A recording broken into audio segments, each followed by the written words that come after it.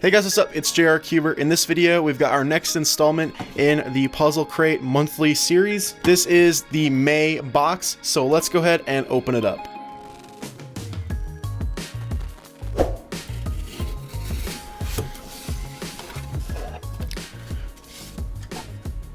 So in this box, we have got the crazy bad 4x4x6 Fisher Cube. So once again, this is a puzzle that I already have, so that means another giveaway. Looks like we've also got another one of these Calvin's Puzzle stands in here.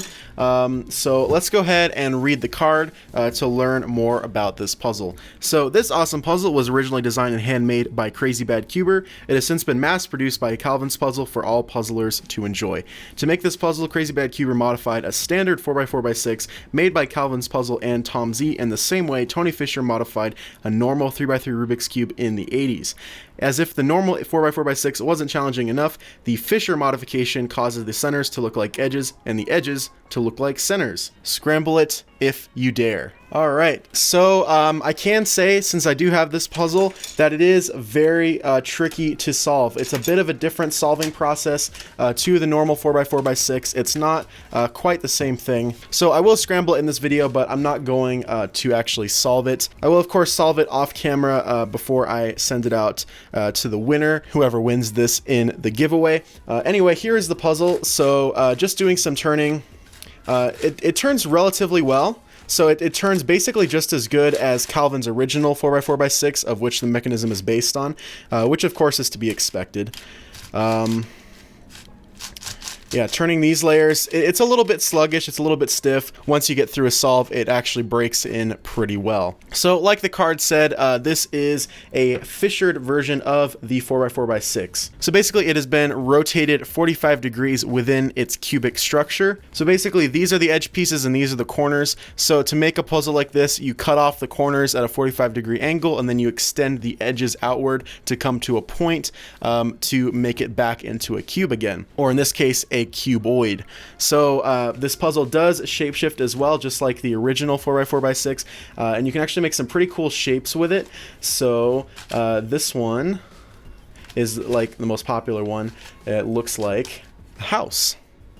So yeah, this puzzle is a bit of a challenge to solve, especially because you can slice right through the middle like this. So on a normal Fisher Cube, this is one piece. So if you imagine this like a 3x3, you wouldn't be able to turn through the middle because you would have like 1, 2, 3 layers. But on this, you can turn right through the middle, which means that with these pieces getting broken up, you can actually solve this into a different color scheme because all of the pieces for a single face aren't really connected to one another. So you can actually solve this in like whatever color scheme you want, pretty much, which I think is really interesting. You have to be mindful of what the actual color scheme is. Well, I think another cool thing about it is that when you turn it halfway like this, it doesn't actually like stick out on the sides. This kind of blows my mind, honestly, because it doesn't seem like it would do that. It just, to me at least, it just doesn't make sense how this edge here can be the same length as this edge.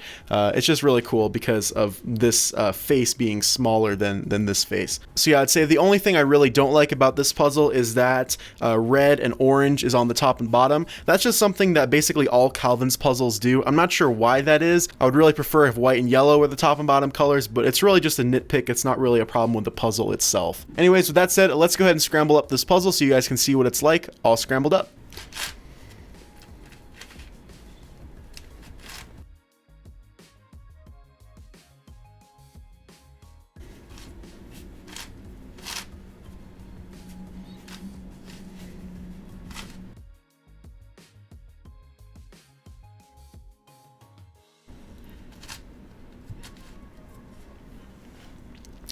Alright, so here's what it looks like, all messed up. Pretty jumbled mess.